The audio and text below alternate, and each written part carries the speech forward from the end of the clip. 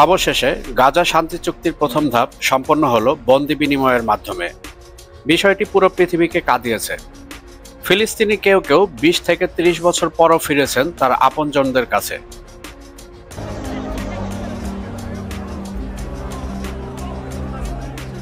ونرجو من الجميع الدعاء للشباب كلها اللي موجوده بالسجون. الشباب بتعاني كثير وتعبانه كثير، السجن صعب كثير الفتره هذه على الناس، وادعوا لهم دائما ربنا يرحمهم ويطلع لهم يا رب.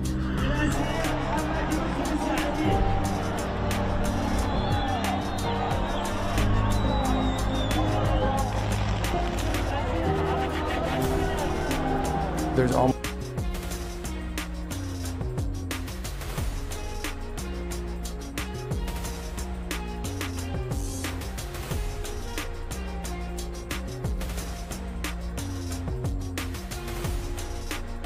কেউ বা এসে দেখছেন তিনি ছাড়া আর কেউ বেঁচেই নেই।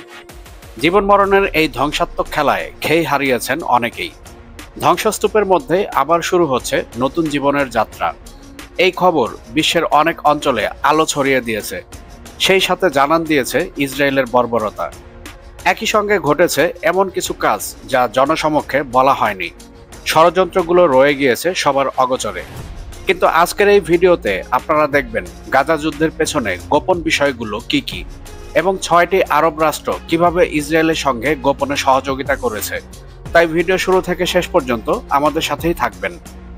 ভিডিওর মূল পর্ব শুরু করার পূর্বে আপনাদের কাছে অনুরোধ থাকবে আপনারা অবশ্যই আমাদের চ্যানেলটি সাবস্ক্রাইব করবেন এবং সেই সাথে সাথে all bell icon notification on করবেন এবং আমাদের ভিডিও লাইক ও শেয়ার করে আমাদের সাথেই থাকবেন। সম্প্রতি গোপনে ঘটে যাওয়া অনেক মার্কিন চুক্তির গোপন নথি প্রকাশ করেছে দ্য ওয়াশিংটন পোস্ট ও আইসিআইজে বা International Consortium of Investigate Journalist. তারা বলছে যে গাজা যুদ্ধের সময় কিছু আরব রাষ্ট্র নিরাপত্তা সহযোগিতা বাড়িয়েছিল ইসরায়েলের সঙ্গে।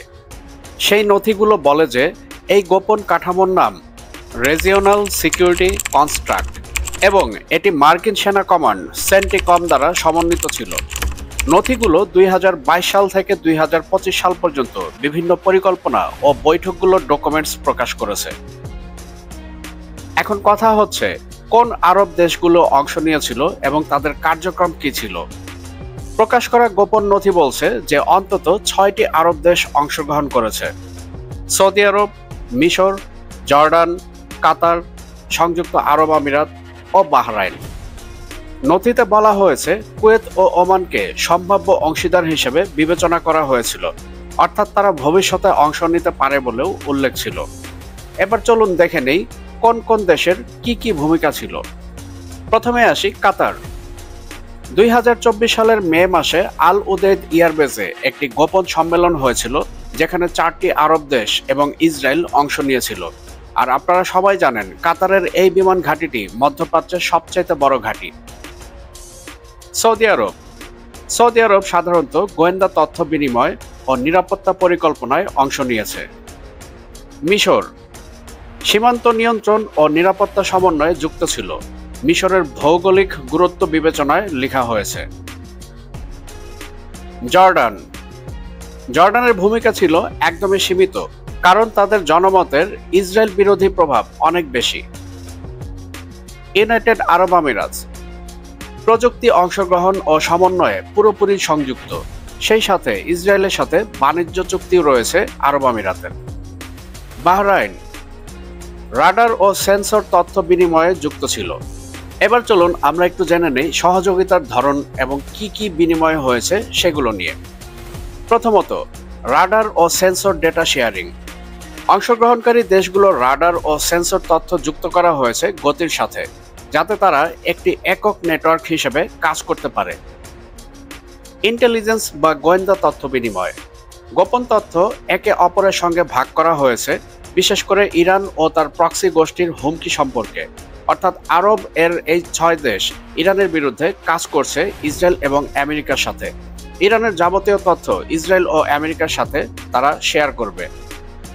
যৌথ প্রশিক্ষণ পরিকল্পনা ও সম্মেলন। উচ্চ পর্যায়ে সামরিক কর্মকর্তার গোপন বৈঠকে মিলিত হয়েছেন, যুদ্ধ কৌশল ও নিরাপত্তা পরিকল্পনায় তারা অংশ নিয়েছেন।